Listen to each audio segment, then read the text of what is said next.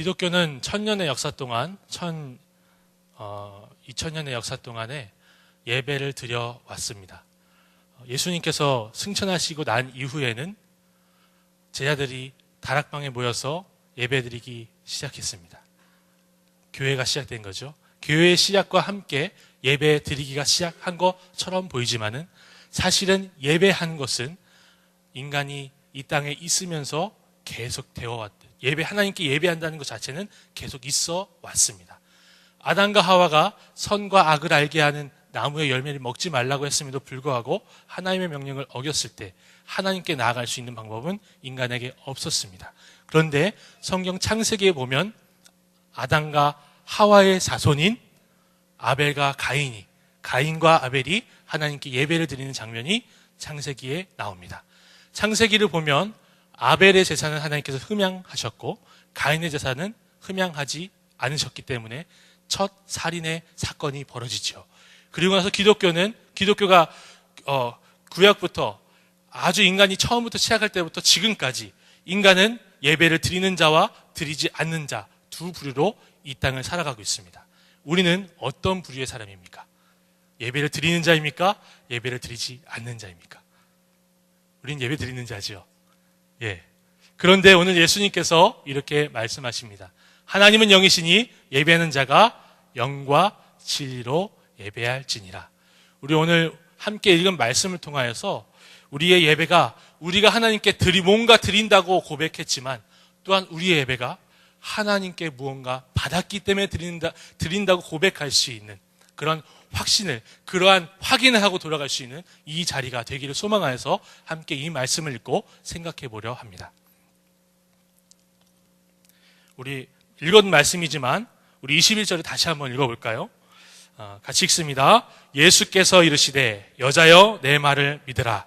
이 산에서도 말고 예루살렘에서도 말고 너희가 아버지께 예배할 때가 이르리라. 아멘.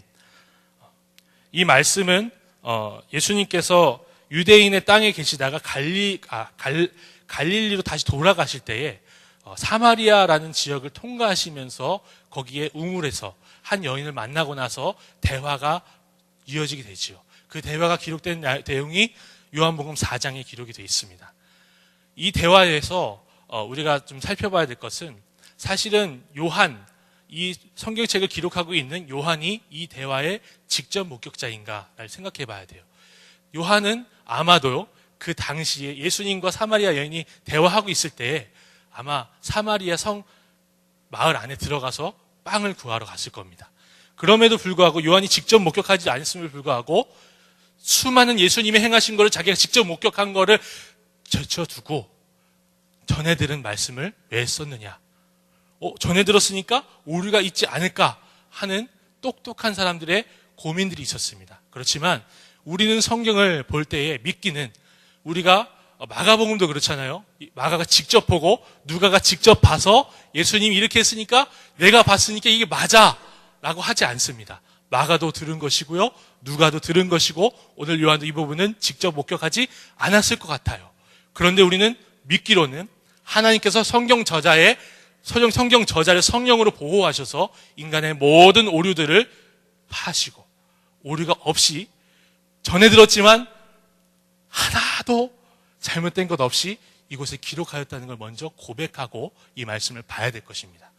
우리가 그냥 아무 생각 없이 하나님의 말씀이니까 다 맞겠지라고 생각하면 우리는 이 말씀을 볼 때요 깊이 보기가 어렵습니다. 깊이 보기가 어려워요. 사실은 이 얘기를 했을 때 여자가 이 예배 얘기를 꺼낸 이유가 있습니다. 여자가 어느 사람이죠? 어느 나라 사람이죠? 어느 나라 사람이죠? 나라가 없습니다. 유대인이고 이스라엘 나라, 회복된 이스라엘 나라 식민지 사람인 것처럼 보이는데 유대인들은 또 이들을 보고 자기 나라가 아니라고 합니다. 사실은 사마리아는 북이스라엘, 남유다가 갈라지기 전에 한 나라였습니다. 이스라엘. 아브라함의 자손들로 한 나라였어요. 그러다가 솔로몬이 죽고 나서 그 아들이요, 내 새끼손가락이 내 아버지 허리보다 굵다 해서 어떻게 됐죠? 나라가 반조각 돼요. 남과 북으로요. 그리고 나서 남과 북으로 반조각 되는데 남쪽에는요, 이 솔로몬의 아들하고 그리고 예루살렘 성전이 있고요. 그리고 북쪽에는 나머지 10지파가 같이 있었어요. 유다와 베냐민을 제외한 나머지 10지파가 위에 있었는데 여로보암이 무슨 정책을 피냐면 예배를 드리러 하나님께 번제를 드리러 남유대로 갔다가 백성 빼앗기는 거 아닌가 싶어서 딱 막아놔요. 그리고 뭐 했냐면 황금 송아지 만들어요. 그리고 거기다 예배를 드리라고 해요. 거기다가 제사를 드리라고 해요. 그것이 너희 하나님이니까 거기다 하라 그래요. 그리고 나서 남유다에는 그나마 히스기야나 우리가 아는 많은 좋은 하나님을 섬긴 왕들이 있지만 북이스라엘에는 한 번도 하나님의 뜻에 합당하게 행하려고 하는 왕이 안 나와요. 그래서 아수르가 쳐들어왔을 때 그냥 망해버립니다. 그런데 10지파, 2지파니까 아수르가 쳐들어왔을 때 10지파를 깼으면 2지파가 당연히 빨리 깨져야 될 것 같은데 금방 망할 것 같은데 히스기야 때에 아수르가 물러가게 됩니다. 그리고 나서 역사가 조금 이렇게 돼요. 그래서 알렉산드로 왕이 그리고 아수르 왕이 정책을 벌일 때 혼혈을 시켜요. 원래 사마리아였던 사람들을 갖다가 외국에 보내고 외국에 있는 사람들 갖다가 사마리아에다 놔요. 그래서 이스라엘은 이스라엘인데 땅은 이스라엘인데 민족은 섞이게 돼서 불협화음을 만들어 버립니다. 그렇게 해서 통치를 했거든요. 사마리아가 그런 땅이었고 사마리아 여인은 그런 역사를 가지고 있는 여자였습니다. 그런데 이 여자가 예수님하고 얘기를 딱 시작할 때 뭐라고 하는지 아십니까? 우리 4장 12절을 같이 한번 보겠습니다. 제가 읽습니다. 우리 조상 야곱이 이 우물을 우리에게 주셨고 또 여기서 자기와 자기 아들들과 짐승이 다 마셨는데 당신이 야곱보다 더 크니까. 이 연이 지금 뭐라고 하는 거예요? 야곱이 우리의 조상이다라고 얘기하는 거예요. 이게 컴플렉스죠. 근데 예수님의 대화 맨 마지막에는 이 컴플렉스를 예수님이 이 컴플렉스이자 거룩한 부담감을 예수님이 건드십니다. 그래서 이 대화가 자연스럽게 예배로 흘러가게 되는 거죠. 우리가 이 사건을 좀 보면서 예배가 무엇인가를 다시 한번 생각해 볼 때 창세로부터 하나님이 예배하는 장소를 딱 한 개 정하신 사건이 출애굽입니다. 출애굽 이후로 하나님이 예배할 수 있는 곳을 거처를 딱 한 군데 정하셨어요. 어디였죠? 성막입니다. 하나님께 짐승을 들여서 하나님께 예배할 수 있는 딱 한 곳 정하셨는데 그곳이 성막이었어요. 이스라엘 백성이 출애굽하고 나서 40년 광야를 돈 이후에 이스라엘 백성이 딱 이스라엘에 정착하고 나서 다윗이 왕이 되고 나서 다윗의 아들이 성전을 짓고 나서는 하나님이 예배하라고 딱 정한 곳이 어디였죠? 성전이었어요. 그래서 유대에 있든지 유대 밖에 살든지 먼 나라에 떨어져 가서 살든지 간에 딱 성전을 바라보면서 예배하게 돼 있고 또 성전을 사모하게 됐어요. 이스라엘 백성들이 자기 나라 빼앗긴 것만큼 그보다 더 마음에 어려웠던 것은 무엇이었냐면 성전이 파괴된 거였어요. 하나님이 정한 곳, 하나님이 예배하기를 정하고 솔로몬이 그곳에 이방인이든 누구든 가서 하나님께 기도하면 들어주시라 기도 드렸던 곳, 그것이 바로 성전이었습니다. 이것은 사실 히브리서를 보면 그림자였어요. 왜 한 곳만 정하셨냐면요, 사실 예수 그리스도의 그림자로서 성전을 하나님이 약속하셨기 때문에 그런 거였어요. 그런데 우리가 그 성전, 그래서 예수님도 요한복음의 전체를 보면 성전에 가세요. 예배당에 예루살렘 성전으로 가세요. 그게 몇 번씩 나옵니다. 왔다가 갔다가 왔다가 갔다가. 꼭 예수님이 명절에는 초막절이나 칠칠절이나 유월절에는 예수님은 빠지지 않고 성전에 가셨습니다. 그런데 예수님이 오늘 뭐라고 말씀하시냐면 여기도 아니고 예루살렘 성전도 아니고 너희가 아버지께 예배할 때가 왔다 라고 말씀하시는 거예요. 사실은 이 말씀을 읽을 때 우리는 이제 글을 읽잖아요. 그래서 서론, 본론, 결론을 가지고 쭉 이렇게 글을 쓰거나 글을 읽습니다. 히브리 문학은 어떻게 하냐면 다 말이에요. 거의 대부분. 옛날 고전 사본학 같은 걸 하면요, 사본들이 별로 없어요. 말을 잘 많이 안 해요. 성경 외에는 사본들이 별로 없어요. 글로 쓰는 문화가 아니라 말하는 문화예요. 그러니까요, 할머니가 앉아가지고 자녀들한테 손자들한테 말을 하는 거예요. 이 내용 저 내용 이 내용 얘기하다가 거꾸로 말한 순서 거꾸로 이 내용, 저 내용, 이 내용에서 앞에 했던 얘기들을 다시 깊이 얘기를 해주는 그런 문화가 있었어요. 그게 문학 기법이었거든요. 그런데 그 기법이 어디에 있냐면 이거랑 그래서 그 할머니가 얘기를 해주듯이 짝이 되는 게 어디 있냐면 바로 요한복음 2장에 있어요. 4장의 내용이. 2장을 같이 한번 볼까요? 요한복음 2장입니다.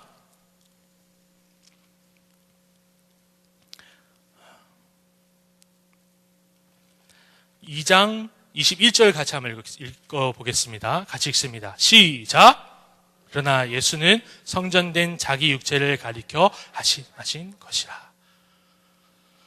예수님이 이렇게 말씀하십니다. 이 성전을 헐라! 그랬더니 사람들이 이렇게 말해요. 이 성전을 헐고 예수님이 3일 만에 진다니까 40하고 6년 동안 지은 이 성전을 당신이 3일 만에 세우겠다고? 그랬더니 요한이 풋노트를 달아요. 자기 몸 된 성전을 가리켜 말씀하신 것이라. 다시 한번 돌아와 볼까요? 4장 21절 다시 한번 돌아오면 예루살렘에서도 말고 너희가 아버지께 예배할 때가 이르리라. 무슨 말씀이죠? 이제는 성전, 어느 장소가 아니라 예수 자신이 성전이 되어서 예수님께서 우리와 함께 하셔서 우리가 어디 있든 간에 우리가 바로 성전이 된다. 이 말씀을 하고 있는 거예요. 우리가 예루살렘 성전에 가서 예배 드려야 되는 것이 아니라 예수께서 성전이신 예수께서 우리와 함께 하셔서 우리가 성전으로 함께 지어져 갈 것이라는 것을 예수님 말씀하고 있는 겁니다. 특별하게 예수님이 이 말씀을 하시면서 사마리아 여인에게 말씀하신 것은요, 특별한 의미가 있습니다. 유대인에게 말씀하시지 않으셨어요. 유대인들이 천시하는 사마리아인들은 구원이 없다 그랬어요. 왠지 아십니까? 예배를 못 드리니까요. 예배는 곧 유대인들의 사고에서 예배는 곧 구원입니다. 사마리아인들에게는 예배가 없습니다. 사마리아인들은 구원받지 못합니다. 그런데 예수님이 이제 사마리아인에게 예루살렘이 아니라 너희가 아버지께 예배할 때가 온다라고 말씀하신 것은 우리 모두에게, 하나님이 택한 자들에게 구원이 이른다는 말씀을 하고 있는 겁니다. 우리 다음 절을 같이 한번 볼게요. 22절입니다. 같이 한번 읽어봅니다. 시작! 너희는 알지 못하는 것을 예배하고 우리는 아는 것을 예배하노니 이는 구원이 유대인에게서 남이라. 이 말씀을 읽으면 참 마치 유대인들이 가지고 있는 성전이나 법조문이나 구약 성경이 있기 때문에 유대인들이 먼저 구원받는 것처럼 얘기가 들어져요. 그런데 요한복음에 계속 보게 보면 이 유대인들이 먼저 예수님을 알아보고 나의 왕이시여라고 환영하지 않습니다. 예수님을 죽이려고 합니다. 예수님을 어떻게 하면 밀란을 일으켜서 잡아 죽일까를 고민하는 게 유대인들이었어요. 그렇다면 예수님 왜 이 말씀을 하실까요? 예수님 스스로가 유대인들의 족보를 따라 나신, 언약의 족보를 따라 나신 유대인이었기 때문에 그런 것 같아요. 우리가 이 말씀을 볼 때 유대인으로 오셔서 유대인이 지킬 수 없는 그 법 아래서 죽으시고 사신 그 예수님 때문에 우리가 구원받는다는 것 외에 우리가 유대인의 이스라엘에 무언가 특별한 것이 있어서 이스라엘에 가서 특별한 것을 배워야 한다라고 한다면 우리는 성경을 잘못 읽는 거예요. 그런데 이거를 잘못 읽었던 사람들이 있습니다. 바로 갈라디아 교인들이었습니다. 우리가 예수님 믿지만 할례도 받아야 된다. 그런데 할례를 받으면 무슨 얘기였냐면 먹는 거, 입는 거, 생활하는 거 다 관습법을 따라야 된다. 우리는 이 말씀을 읽으면서 예수님이 유대인에서 난다고 하니까 우리가 무언가 예수님 믿고 구원받으려면 무언가 새로운 율법을 만들어서 지켜야 되나 보다 생각할 수 있지만은 그래서 중세 1000년 동안에 그렇게 지켜왔지만은 사실 그런 말씀이 아니었습니다. 예수 그리스도 유대인의 혈통으로 오셔서 우리를 위해서 죽으시고 부활하신 그 예수님 외에는 우리가 하나님께 나아가서 예배할 수 있는 방법이 없음을 고백합니다. 우리 23절을 같이 한번 보면 아버지께 참되게 예배하는 자들은 영과 진리로 예배할 때가 오나니 곧 이때라. 아버지께서는 자기에게 이렇게 예배하는 자들을 찾으시느니라 라고 말씀하고 있습니다.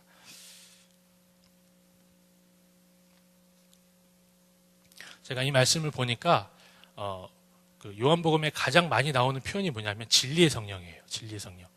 그래서 이 말씀을 기록하면서 어떤 사본가들은 영과 진리가 아니라 진리의 영 안에서라고 이렇게 쓴 것도 있더라고요.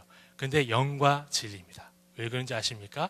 우리 주님께서 보내시는 성령께서 자기 마음대로 하시는 것이 아니라 우리 주님이 주고 가신 그 진리대로 우리를 이끌어 가실 거라는 거예요.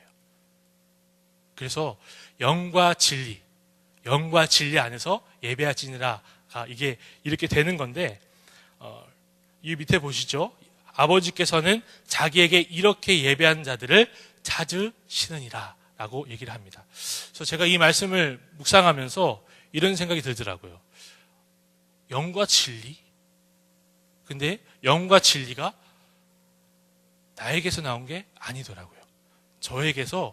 제 영과 저에게서 나온 어떤 조그만 진리 가지고 예배를 드리는 게 아니더라고요.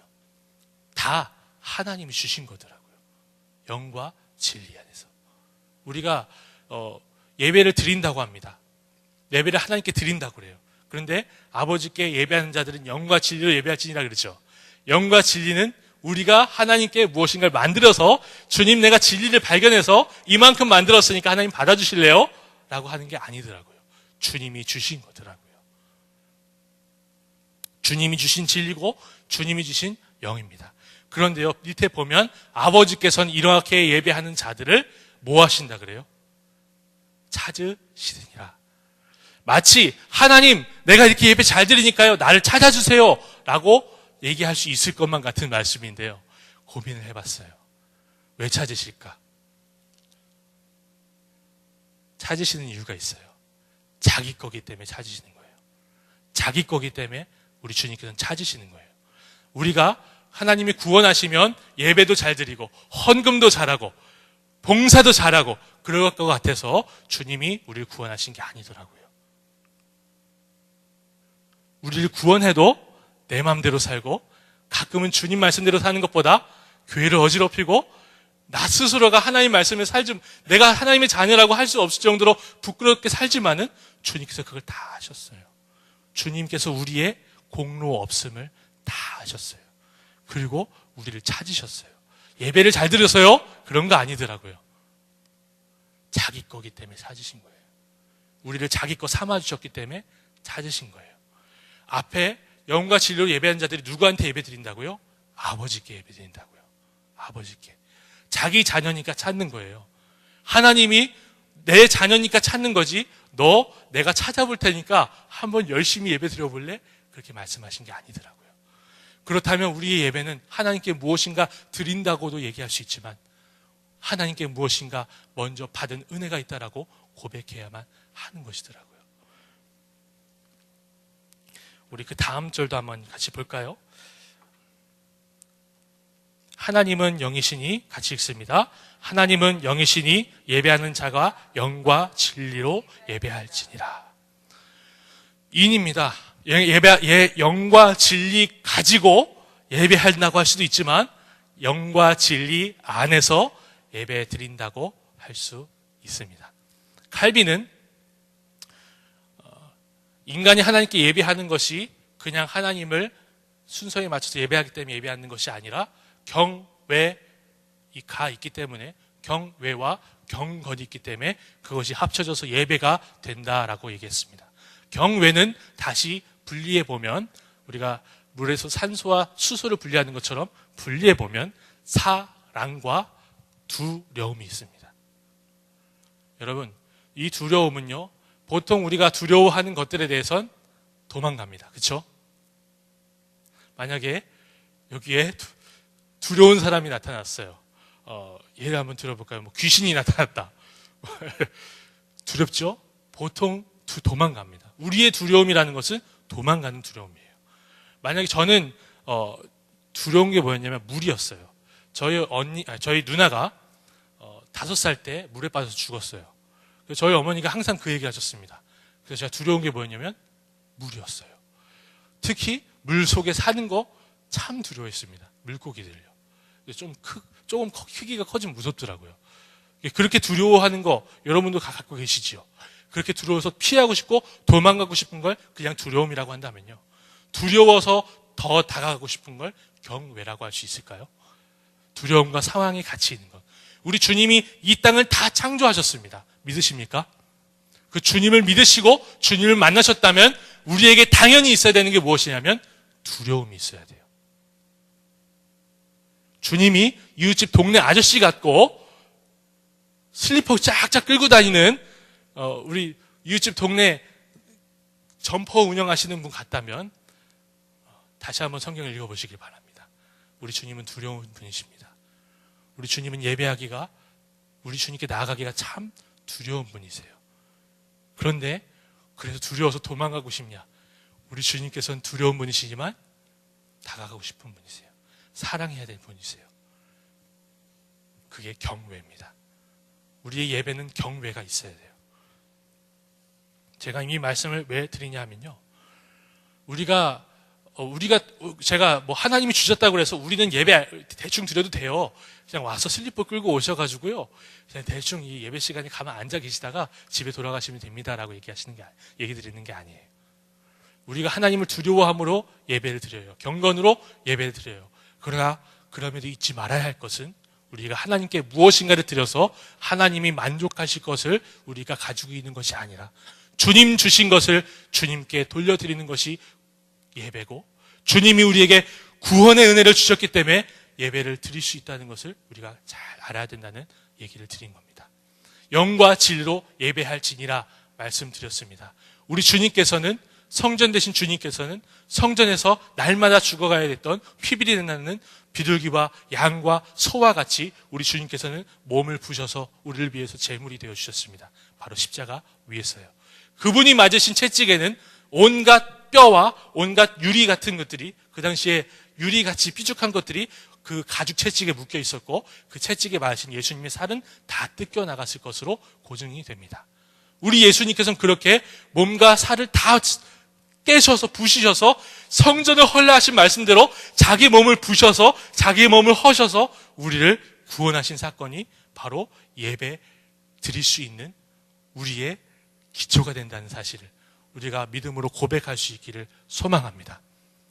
이 사실을 잊고 1000년 동안에 하나님께 예배 가운데 무엇인가를 드린다고 착각했던 기독교가 종교개혁기를 맞이하여서 다시 내가 하나님께 무엇을 드리는 것이 아니라 주님이 나에게 주셨음을 고백합니다라고 고백했던 것이 종교개혁이었습니다. 그것을 위해서 수많은 사람들이 죽어나갔고요, 그것을 위해서 수많은 젊은이들이 목숨을 잃었습니다. 우리는 이제 종교개혁의 후예들이에요. 말씀대로 예배를 드린다고 하고 말씀대로 산다고 우리가 얘기하는 사람들입니다. 우리가 예배를 드린다는 것은 여기에 와서 앉아있기 때문에 예배 드리는 것이 아니라 너희가 하나님께 예배할 것이라는 그 주님의 말씀을 붙들고 어디에 있든지 하나님을 예배할 수 있는 종교개혁의 후예들, 하나님의 자녀들 다 되길 소망하고요, 우리가 하나님께 무엇인가를 드려서 하나님이 우리한테서 뭔가 얻었으니까 주님 우리에게 나한테 조금 주실랍니까? 하는 사람들이 아니라 주님이 주셔 드리니까, 주님이 주셔서 다시 돌려드리니까 주님 영광 받아 주옵소서 고백하며 나아갈 수 있는 우리 2015년도에 부평 동부교회 모든 성도님들과 제가 될 수 있기를 소망합니다. 잠시 기도하겠습니다. 아버지 하나님,